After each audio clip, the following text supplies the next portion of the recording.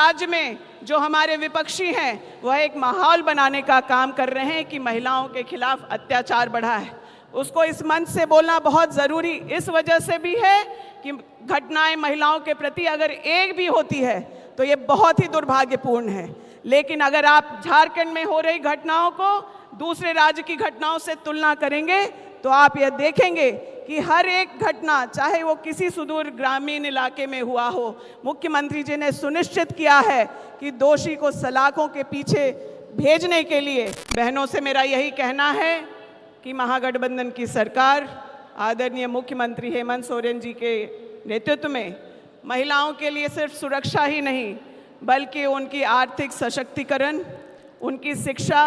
उनके स्वास्थ्य और साथ ही साथ उनके राजनीतिक सशक्तिकरण के लिए भी लगातार 5 साल काम करते रहे। मुख्यमंत्री जी ने कई मंचों से इस बात की घोषणा की है कि यह शुरुआत है, लेकिन हम लोग सरकार में रहे आगे काम करते रहेंगे तो 1 लाख रुपए का फ़ायदा सालाना हर परिवार को हम लोगों की सरकार देगी। आज के इस मुख्यमंत्री मैया सम्मान योजना के पलामू प्रमंडल के कार्यक्रम के मुख्य अतिथि राज्य के लोकप्रिय मुख्यमंत्री श्री हेमंत सोरेन जी, माननीय मंत्री श्री सत्यानंद भोक्ता जी, माननीय मंत्री बैद्यनाथ राम जी, माननीय मंत्री मिथिलेश कुमार ठाकुर जी, इस योजना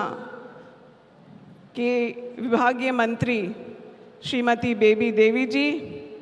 मंच पर उपस्थित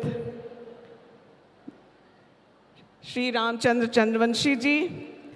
मंच पर उपस्थित तमाम अन्य सभी जनप्रतिनिधिगण,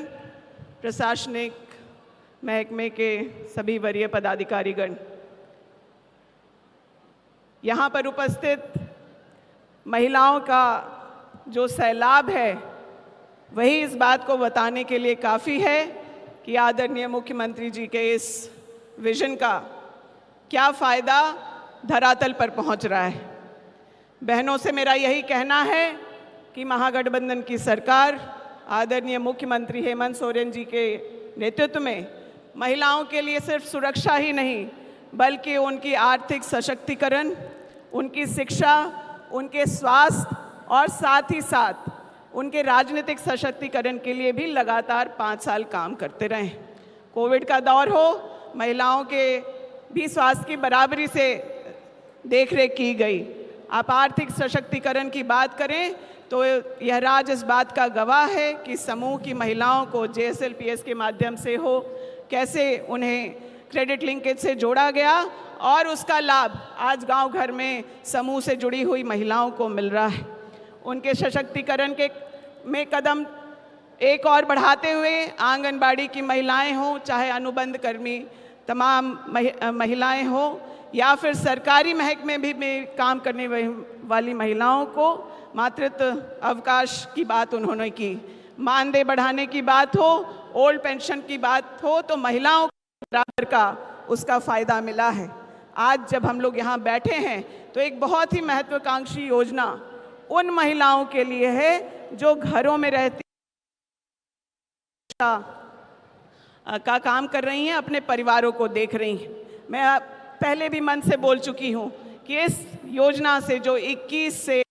40 साल की महिलाएं जो लाभान्वित हो रही हैं वो ज़्यादातर घरों के दहलीज के अंदर हैं और उन्हें कोई पहचान अगर आज मिल रहा है तो इस योजना की वजह से मिल रहा है। हम बहनें दिन रात काम करती हैं अपने परिवार को देखने के लिए, अपने घर में जो बुज़ुर्ग हैं उनको देखने के लिए, अपने बच्चों की शिक्षा के लिए, और 21 से 30 ज़्यादातर पढ़ने लिखने और कामकाजी महिलाएं हैं। लेकिन उन बहनों का जब परिचय कराना होता है समाज में तो क्योंकि वो अभी कुछ घरेलू कामों में बिजी हैं तो उसकी वजह से उनका परिचय ये कराया जाता है कि यह कुछ नहीं कर रही। 1000 रुपये से शुरुआत है। मुझे पूरा भरोसा है कि महागठबंधन की सरकार आप लोगों के लिए इसको आगे बढ़ाएगी। मुख्यमंत्री जी ने कई मंचों से इस बात की घोषणा की है कि यह शुरुआत है, लेकिन हम लोग सरकार में रहे आगे काम करते रहेंगे तो 1 लाख रुपए का फ़ायदा सालाना हर परिवार को हम लोगों की सरकार देगी। बहुत लंबी बातें ना करते हुए, क्योंकि मुख्यमंत्री जी को हम लोगों को सुनना है, मैं इतना ही कहूँगी कि इस राज्य में जो हमारे विपक्षी हैं वह एक माहौल बनाने का काम कर रहे हैं कि महिलाओं के खिलाफ अत्याचार बढ़ा है। उसको इस मंच से बोलना बहुत ज़रूरी इस वजह से भी है कि घटनाएं महिलाओं के प्रति अगर एक भी होती है तो ये बहुत ही दुर्भाग्यपूर्ण है। लेकिन अगर आप झारखंड में हो रही घटनाओं को दूसरे राज्य की घटनाओं से तुलना करेंगे तो आप ये देखेंगे कि हर एक घटना, चाहे वो किसी सुदूर ग्रामीण इलाके में हुआ हो, मुख्यमंत्री जी ने सुनिश्चित किया है कि दोषी को सलाखों के पीछे भेजने के लिए पुलिस महकमा त्वरित कार्रवाई करे। कहना है कि आने वाले दिनों में आगे हम लोग फिर से आप लोगों की अदालत में जाएंगे। उस वक्त आप अपने हितों की रक्षा ज़रूर करिएगा। आप जब वोट दे रही होंगी तो इस बात का ध्यान रखिएगा कि आपके बच्चों के बारे में किसने सोचा, किन्होंने बच्चियों के बारे में सोचा और सावित्रीबाई फूले जैसी योजना ला करके दी,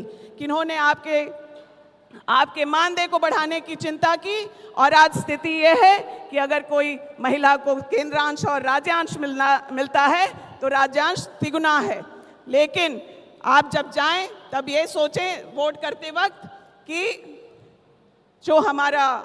भाई जैसा मुख्यमंत्री इस मंच पर बैठा है उसने सिर्फ 1, 2, 5, 10 लोगों की चिंता नहीं की, आप जैसे हजारों लाखों महिलाओं की चिंता की। इसी आग्रह और विनती के साथ कि आप अपने हितों की चिंता खुद करेंगी और आगे हम लोगों के इस भाई को सुरक्षित रखेंगी और उन पे अपना भरोसा जताते रहेंगी। इन्हीं बातों को कहते हुए मैं आपसे आग्रह करूंगी कि अगर आप हमारी बातों से सहमत हैं तो दोनों हाथों को उठाकर हमारे आदरणीय मुख्यमंत्री जी के इस योजना का स्वागत करें, धन्यवाद करें। जोहार। Thank you.